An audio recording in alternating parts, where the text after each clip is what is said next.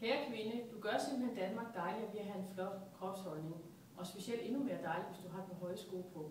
Hernede i den her uge har vi faktisk snakket lidt omkring høje sko og det der med at have en god kropsholdning. Det du skal prøve nu, det er at lytte til den her video rigtig mange gange, måske igen og igen. Stil dig foran et spejl, find et par høje sko frem i dit skab, og så træn den her teknik.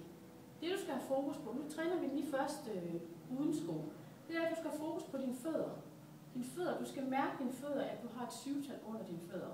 Og store tåen ud til 2 yderste tæer og til midten af hælen. Det vil sige under store tåen, ud til 2 yderste tæer og til midten af hælen. Prøv at komme frem og mærke og forestille dig, at du har de her 3 punkter under dine fødder.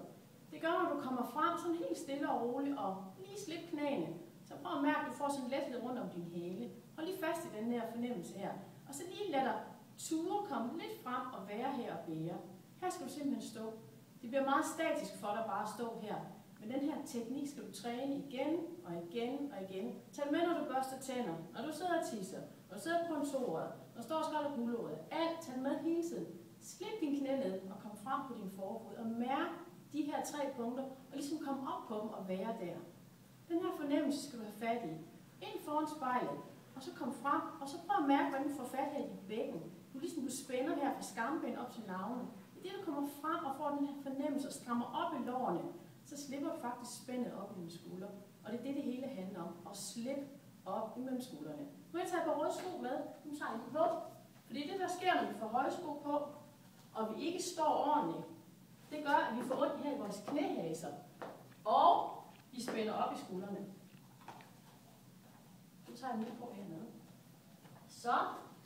Godt. Det, du skal være ops på, når du kommer op i din høje sko, det er, at du ikke strammer op i benene. Du skubber knæene bagud, så du kommer op og står her med skuldrene, og så du spænder og går. Det du skal prøve at give slip og komme frem og stå på dine punkter.